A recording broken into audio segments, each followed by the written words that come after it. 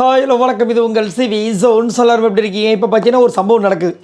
அதாவது காலையிலேருந்து இந்த பேட் டச் அப்படின்ற ஒரு விஷயத்தை வந்து கமர்ந்து அழகாக எடுத்து அழகாக அந்த நாரில் என்னென்ன பூக்கள் சேர்க்க முடியுமோ அந்த அளவுக்கு வந்துட்டு ஃபஸ்ட்டு வந்துட்டு அமித் அண்டு வினோத்தை வந்து சேர்த்தாரு. அது சேரலை. ஏன்னா அவங்களுக்கு தெரிஞ்சிருச்சு, ஏய் இதெல்லாம் தேவையில்லாமல் பேச முடிஞ்சு போனது ஏன்டா இப்போ பேசுகிறீங்க, இப்போ கல்யாணத்துக்கு அந்த மாதிரி பேசுங்கன்னு அந்த பூவை கழட்டிட்டார். அடுத்தது வந்துட்டு சாண்ட்ராவை எடுத்தார். சாண்ட்ரா கரெக்டாக வந்தாங்க, ஒட்டிட்டார், அந்த நாரில் பூவை மாட்டிட்டார். அடுத்து திவ்யா கிட்டே போயிட்டு சாண்ட்ரா சொன்னாங்க, அது பச்சைக்குன்னு மாட்டிச்சு. அதுக்கப்புறம் திவ்யா போயிட்டு வீட்டில் இருக்கிற எல்லார்கிட்டையும் சொன்னாங்க, அப்படியே ஒரு மாலையாக மாறிடுச்சு. கடைசியாக அதுக்கு சின்னதாக ஒரு பூ செட் பண்ணோம்ல, மாலைக்கு அதானே அழகு. அரோரா கிட்டே போனார். அரோரா சொல்லிட்டாங்க, இதை நீ கூப்பிட்டு கேமரா முன்னாடி வச்சு முடிச்சு விட்ரு, ஏன்னா இந்த மாதிரி பொண்ணுங்க விஷயத்தில் மாட்டினோம் அவ்வளோதான் அப்படின்னு. ஓ, இப்போ தான் ஒரு பொண்ணுங்க விஷயத்தில் ஃபர்ஸ்ட் டைம் மாட்டியிருக்காரு. இதுக்கு முன்னாடி மாட்டவும் இல்லை. இவங்க 2 பேருக்காக அந்த நாய் குறைச்சி பிரச்சனை வந்து வரல, அதுக்கப்புறம் அந்த ஆக்டிவிட்டி ஏரியா பிரச்சனை வரல, மைக்கு பிரச்சனை வரல, எல்லாமே வரல இப்போ தான். அதனால் இவர் வந்து இப்போ வந்து கிளியர் பண்ணுமா. 2 பேரும் சரி ஃப்ரெண்ட், அதாவது யாருமே இது வரைக்கும் 2 பேருமே பேசாமல் இருந்தாங்க. என் மேலே ஃபேக்காக ஒரு அலிகேஷன் வச்சுருக்கா, அதனால் அதை கிளியர் பண்ணணும்னு நினச்சாருன்னா அது கரெக்டு. 2 பேரும் கல்யாணம் வரைக்கும் வந்துட்டாங்களாம். உங்கள் அம்மா கிட்ட வந்து நான் பேசுகிறேன்றாங்களாம், உனக்காக வந்து நான் நிற்பன்னு வரான். இப்போ வந்து நீ எப்படி பேட் டச்சுன்னு சொன்னன்றதை கேட்பாரான். செம்மையாக இருக்குல்ல. இப்போ என்னென்னா அரோரா சொல்லிட்டாங்களே, அதனால் என்ன பண்ணுறாரு, இவங்க போய் வெசில் வாஷிங் டீமில் போட்டார். க்ளீன் பண்ணலாம் போகும்போது நீ எப்படி சொல்லுவேன்னு திரும்ப கேட்குறாரு. மறுபடியும் இந்த முதல்ல இருந்தான்னு பார்க்குறாங்க. நீ எப்படி சொல்லுவ சொல்லு பேட் டச்சுன்னு.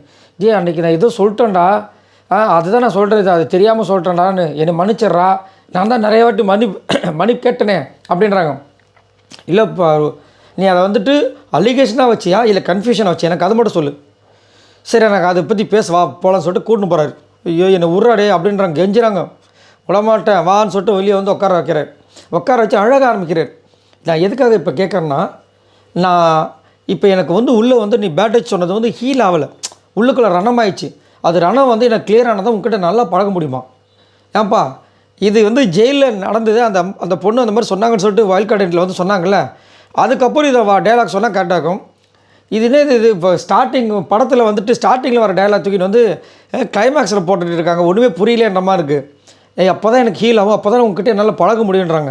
என்னமோ அவர் வந்துட்டு இந்த மாதிரி சொல்லி அவங்க வந்து லவ் ப்ரப்போஸ் பண்ண மாதிரியும், இவர் அந்த பொண்ணுக்கிட்டே பேசாத மாதிரியும், எனக்கு கொஞ்சம் டைம் கொடு, எனக்கு ஹீல் ஆகணும், நீ அந்த பண்ண விஷயங்கள் எனக்கு வெளியில் போயிருக்கோம் அப்படின்ற மாதிரி ஒரு கதையை க்ரியேட் பண்ணுறாரு.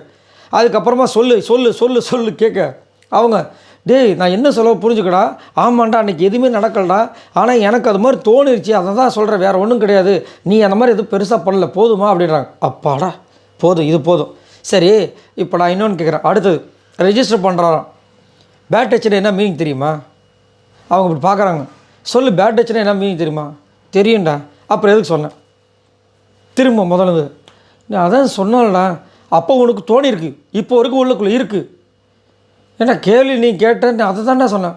அப்போ உனக்கு இருக்குது பாரு, உன்னை தான் கல்யாணம் பண்ண எனக்குலாம் அவசியம் கிடையாது, எனக்கு எல்லாமே இருக்குது சரியா. முதல்ல என்ன சொன்னார்னா, எனக்கு யாருமே இல்லைம்மா, நான் ஒரு அனாதை அப்படின்னு ஒரு பில்டப் போட்டார்ல. இப்போ எனக்கு எல்லாமே இருக்குது சரியா, எனக்கு கேர்ள் ஃப்ரெண்ட்ஸ் இருக்குது, நான் தான் வேணான்னு சொல்லிட்டு ஒதுங்கியிருக்கேன். இப்போ நான் வெளியே போய் சொன்னேன்னு வச்சுக்கோ, எங்கள் வீட்டிலே கல்யாணம் பண்ணி வச்சுருவாங்க சரியா. இந்த மாதிரி நான் வந்து நிற்கணும் அவசியம் கிடையாது. எனக்கு நீ இப்போ எப்படி பேட் டச்சுன்னு சொல்லு. அவங்க மண்டையை பிச்சுக்கிறாங்க. ஆடா பாய், லவ் பண்ணுறேன் கல்யாணம் பண்ணிக்கிறன்ற அளவுக்கு பேசிவிட்டு, நான் இப்போ எங்கள் அம்மாக்கிட்ட என்ன பேசலான்னு யோசிச்சுட்டு இருக்கும்போது இந்த மாதிரி வந்து இப்போ வந்து இதை பேசுகிறியே அப்படின்னு. இதில் வேறு ஒரு சில பேர் ப்ரொமோ மட்டும் பார்த்துட்டு, பார்த்தீங்களா கேம் முடிஞ்சவொடனே இந்த வேலையை ஆரம்பிச்சிட்டாங்க பார்வதின்னு. ஏங்க எபிசோடை பார்த்துட்டு பேசுங்க, அந்த வேலையை ஆரம்பித்தது கமுறுதுங்க. ஆடா பாவிகளா அப்படிமா இருக்குது. நீங்களும் திவ்யா மாதிரி சாண்ட்ரா மாதிரி பேசிகிட்டு இருக்கீங்களே, சபரி மாதிரி. சரி, இதை பற்றி உங்களோட கருத்துக்களை சொல்லுங்கள். விடமாட்டார் போல இருக்குது, கண்டிப்பாக இன்றைக்கி ஃபுல்லாக இதான் ஓடும் போல இருக்குது. ஃப்ரீ ஸ்டாஸ்க்கு ரசிக்கலான்னு பார்த்தா இப்படி இருக்குது. எப்போ வேறு ஃப்ரீ ஸ்டாஸ்க்கில் ஆள் வருவாங்கன்னு தெரியல, ஆனால் பிக் பாஸ் சொல்லிட்டார் எப்போ வேணாலும் வரலாம் அப்படின்ட்டு இருக்காரு. ஸோ இதை பற்றி உங்களோட கருத்துக்களை சொல்லுங்கள் பாய் நண்பர்களே.